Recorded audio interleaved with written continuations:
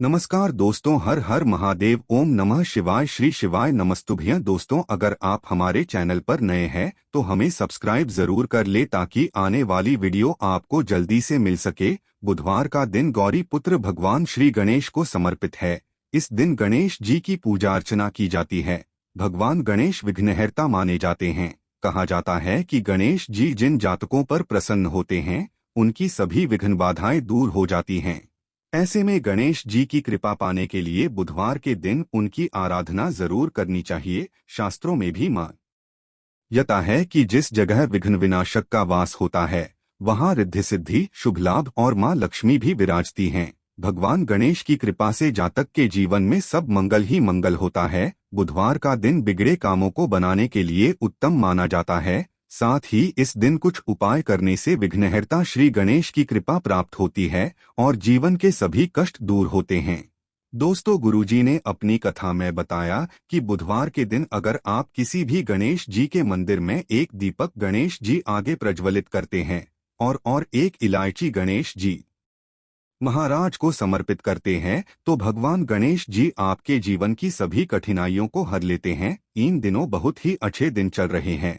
साथ में इस दिन आप एक लोटा जल और 7 दूर्वा लेकर जानी है महादेव के मंदिर में और सबसे पहले आपको एक लोटा जल महादेव को समर्पित करना है और 7 दूर्वा गणेश जी वाले स्थान पर समर्पित कर देनी है और भगवान गणेश से प्रार्थना करनी है कि हे गणेश जी, हमारे जीवन में कुछ भी अच्छा नहीं चल रहा है, हमारी सभी विपत्ति और परेशानियों को दूर करो। गुरुजी कहते हैं जो भी भगवान गणेश को बुधवार के दिन दूर वह चढ़ाता है उसके सब काम पूरे हो जाते हैं। साथ में आपको पंचमी के दिन रात को अपने घर के मंदिर में लक्ष्मी मैया के आगे और एक दीपक मेन गेट पर जरूर जलाना चाहिए। दीपक जलाते समय आपको लंबी बाती का इस्तेमाल करना है और गाय का घी आपको लेना है और महालक्ष्मी मंत्र का जाप करते हुए दोनों दीपक आपको प्रज्वलित करने हैं।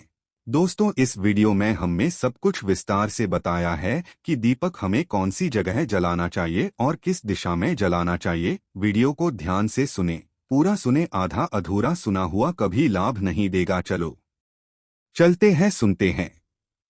कह पर चुपचाप एक दीपक जलाकर छोड़ दें। इससे मृत्युदंड, पितृदोष, महाकाल सर्प दोष, नजर दोष, शनि दोष, राहु दोष सब कुछ होगा खत्म। किस्मत पर लग जाएंगे 4 चांद, माता लक्ष्मी दौड़ी दौड़ी चली आएंगी, कंगाल भी होंगे धनवान। दोस्तों, आज हम आपको बताएंगे दीपक जलाने के कितने ज्यादा फायदे आपको अपने जीवन में मिलते हैं और किस प्रकार आपको दीपक जलाना चाहिए, कौन सी दिशा में, जिससे आप बहुत ज्यादा तरक्की प्राप्त कर सके और अपने जीवन में सभी बाधाओं को खत्म कर सके। सबसे पहली बात तो आपको ध्यान में रखनी चाहिए कि अपने घर के मंदिर में रोजाना ही आपको दीपक जलाना चाहिए। कभी भी ऐसा नहीं होना चाहिए कि आपने दीपक ना जलाया हो, क्योंकि घर के मंदिर में रोजाना दीपक जलाना बहुत ही जरूरी होता है। किसी से आपके घर से सभी नेगेटिव एनर्जी, आप कोई भी दीपक नहीं जलाती हैं घर के मंदिर में या फिर अपने घर में शाम के समय, तो इससे आपके घर का वातावरण बहुत ज्यादा नेगेटिव तो होता ही है, आपके घर की परेशानी भी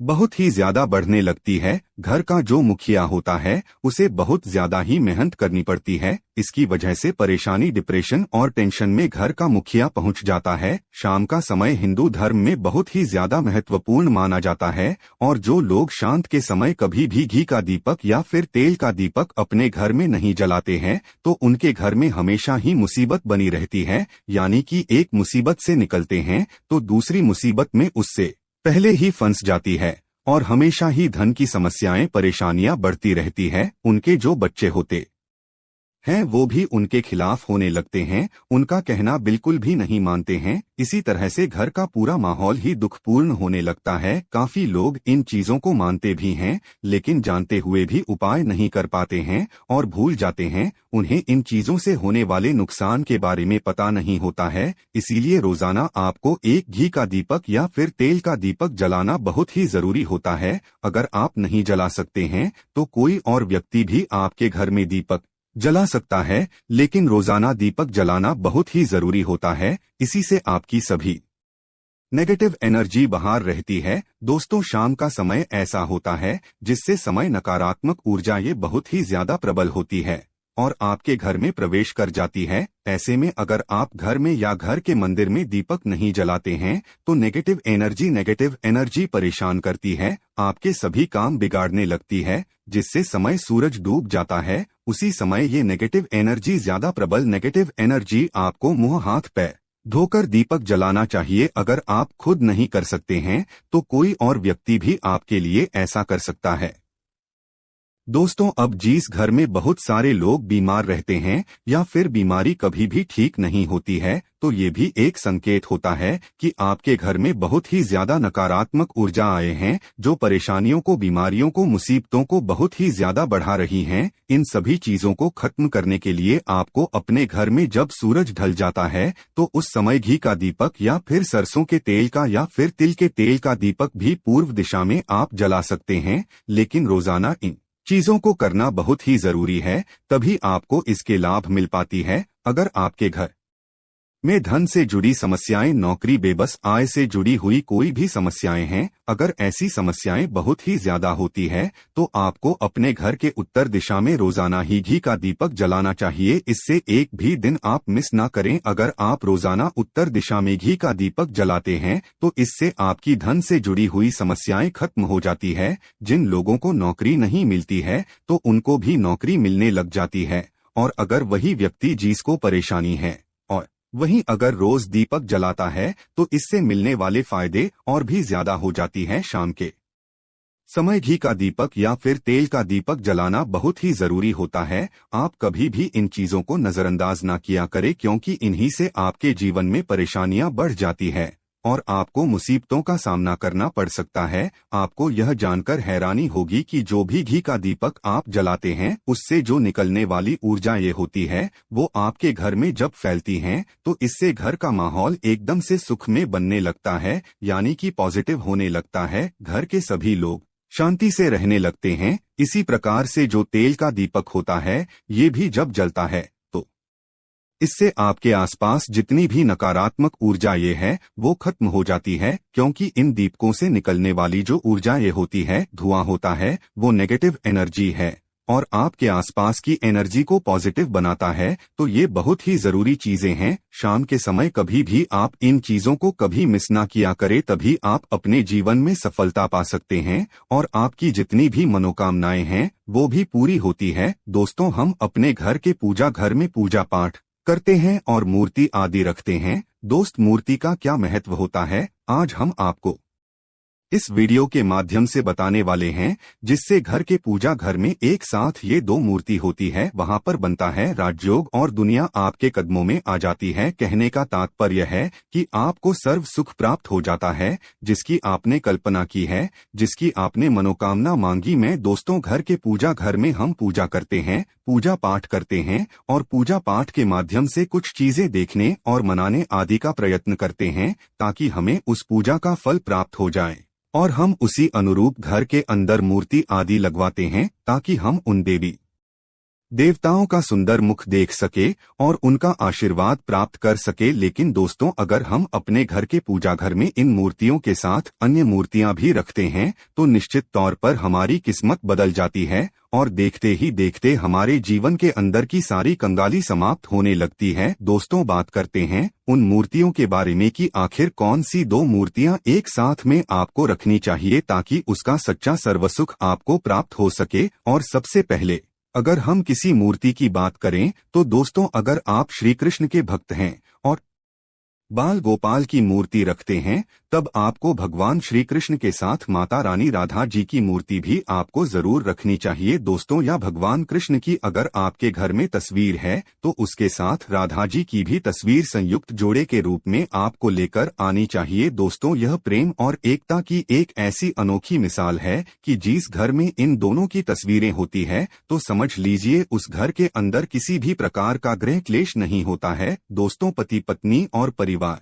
जनों के बीच परस्पर प्रेम रहता है और घर में धन धान्य में अपने आप ही वृद्धि होती है। इसीलिए ये जरूरी माना गया है, अगर आप भी इन मूर्तियों को रखते हैं तो निश्चित तौर पर आपके जीवन में अपने आप ही फायदा प्राप्त हो जाएगा। दोस्तों, कई लोग अपने घर में माता लक्ष्मी की पूजा करते हैं तो सोचते हैं कि भगवान विष्णु की भी पूजा करें या ना करें, या फिर उनकी मूर्ति साथ में रखें या ना रखें। दोस्तों, हमेशा भगवान श्री विष्णु जी और माता लक्ष्मी की पूजा आपको एक साथ करनी चाहिए। दोस्तों, देवाधिदेव महादेव भगवान विष्णु और भगवान ब्रह्मा जी तीनों ही देवताओं को सर्वशक्तिमान देवता माना गया है और 13 देवों में भगवान विष्णु जी को पूजा जाता है। तो अगर आप अपने घर के पूजा घर में लक्ष्मी नारायण जी की संयुक्त रूप में पूजा करते हैं तो निश्चित तौर पर आपके घर में दिन दोगुनी रात चौगुनी वृद्धि देखने को मिलती है। दोस्तों, इसीलिए आप भगवान विष्णु जी के साथ माता लक्ष्मी जी की पूजा करें। अगर माता लक्ष्मी की अकेली तस्वीर है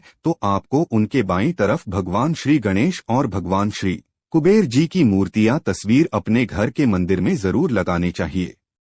अगर आप माता लक्ष्मी जी के बाईं तरफ भगवान श्री गणेश जी की मूर्ति लगाते हैं या तस्वीर लगाते हैं तो आपको निश्चित तौर पर लाभ प्राप्त होता है और देखते ही देखते आपके जीवन के अंदर की कंगाली समाप्त होने लगती है और धन प्राप्ति के लिए आपको लक्ष्मी गणेश जी की संयुक्त रूप से पूजा करनी चाहिए। माना जाता है माता लक्ष्मी धन देती है तो भगवान श्री गणेश रिद्धि सिद्धि का भंडार और वृद्धि का विकास करते हैं। इसी वजह से इनकी पूजा बहुत जरूरी मानी गई है। दोस्तों, कई लोग पूछते हैं कि अपने घर में हनुमान जी की तस्वीर या मूर्ति रखें या ना रखें, या उनकी पूजा करें या ना करें। दोस्त, तो आपको निश्चित तौर पर हनुमान जी के अन्य देवी देवताओं के साथ में भी आप मूर्ति या तस्वीर रख सकते हैं। किसी प्रकार की कोई दो राय नहीं है कि आपके ऊपर हनुमान जी क्रोधित होंगे या नहीं होंगे। दोस्तों, इसके अलावा आप प्रभु श्री राम की तस्वीर भी अपने घर के पूजा घर में रखते हैं तो आप हनुमान जी की तस्वीर रखें या ना रखें, हनुमान जी महाराज के निमित्त किसी भी प्रकार की पूजा या पाठ करना हो तो आप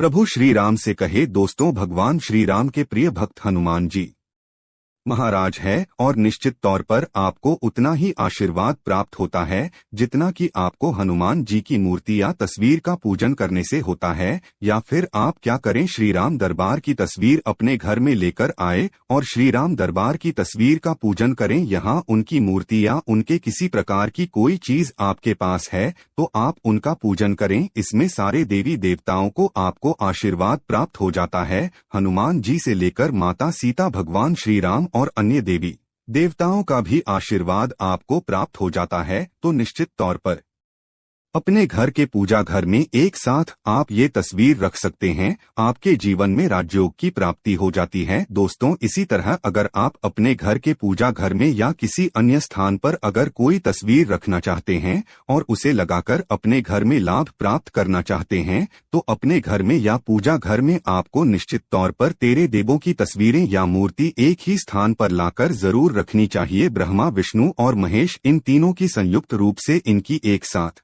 तस्वीर अपने घर के मंदिर में या अपने घर में कहीं भी लाकर रख देनी चाहिए।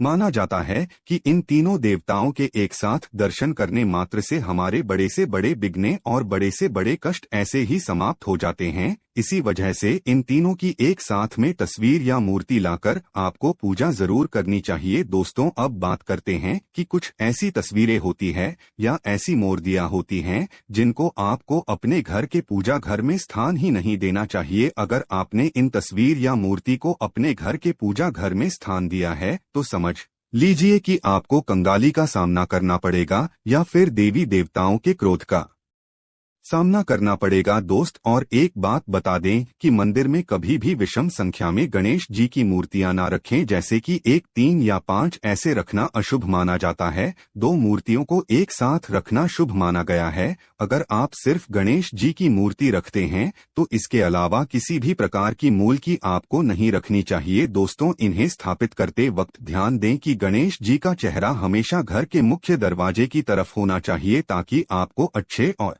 सच्चे धन लाभ की प्राप्ति हो। और इस बात का ध्यान रखें कि घर में अंगूठे से बड़े आकार का शिवलिंग आपको भूलकर भी नहीं रखना चाहिए। हमेशा एक छोटा सा शिवलिंग रखें और इससे ज्यादा शिवलिंग आपको नहीं रखना चाहिए। दोस्तों, वैसे तो आपको अपने घर में शिवलिंग रखना ही नहीं चाहिए, उसके बाद भी अगर आप रखते हैं तो अंगूठे के आकार से बड़ा शिवलिंग आपको नहीं रखना चाहिए। आप छोटा शिवलिंग रख दें और ध्यान रखें कि एक से ज्यादा शिवलिंग आपको भूलकर भी नहीं रखने हैं। घर में अगर आप शिवलिंग रखते हैं तो शिवलिंग के ऊपर आपको तुलसी भूलकर भी अर्पित नहीं करना चाहिए। अगर आपने शिवलिंग रख लिया है और उस पर तुलसी अर्पण कर दी है तो देवी देवताओं के क्रोध का आपको सामना करना पड़ेगा। दोस्तों, मंदिर में हमेशा अगर आप हनुमान जी की तस्वीर रखना चाहते हैं, आप हनुमान जी महाराज के अनन्य भक्त हैं, तो बैठे हुए हनुमान जी महाराज की मूर्ति ही रखे। बजरंग बली रुद्र भगवान शिव के अवतार हैं, इसीलिए उनकी भी शिवलिंग की तरह ही मूर्ति रखी। साथ ही जो पति पत्नी होते हैं,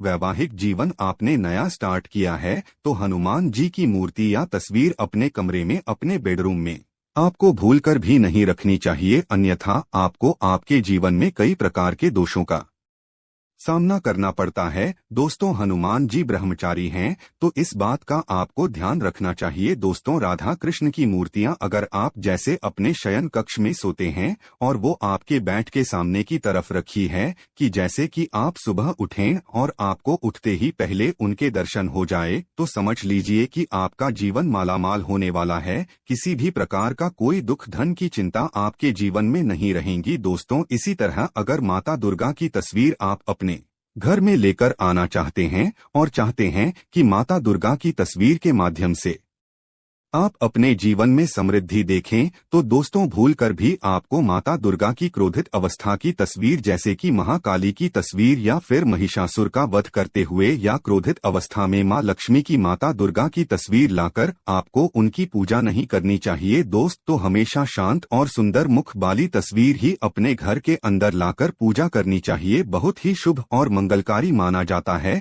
दोस्तों, इस बात का ध्यान रखें कि अगर आप अपने घर में मूर्तियां रखते हैं तो आपको इनको भूलकर भी टूटे हुए चावल नहीं चढ़ाने चाहिए। बेहतर होगा कि आप हल्दी में चावल को पीला करके ही वो चावल चढ़ाएं, लेकिन टूटे हुए चावल आपको भूलकर भी माता लक्ष्मी को या अपने घर में देवी देवता को नहीं चढ़ाने चाहिए। दोस्तों, इसी तरह इस बात का भी ध्यान रखें कि अपने घर के मृत परिजनों या पूर्वजों को मंदिर में स्थापित न करें, ऐसा करना अशुभ माना जाता है। और अगर आप ऐसा लगातार कर रही है तो निश्चित तौर पर आपके परिवार के ऊपर दोष लग सकता है और पितरों का भी दोष लग सकता है। पितरों की पूजा एक अलग स्थान पर की जाती है, घर के मंदिर में उनको स्थापित नहीं किया जाता है। दोस्तों, इसी तरह भगवान की तस्वीर या भगवान शनिदेव की, राहु केतु के इस प्रकार की तस्वीरें अपने घर में ही नहीं लेनी चाहिए। प्रतीकात्मक रूप से आप घर के पानी रखने के स्थान पर उनकी पूजा कर सकते हैं, क्योंकि इनकी साधना तंत्र मंत्र और विशेष महत्व द्वारा की जाती है।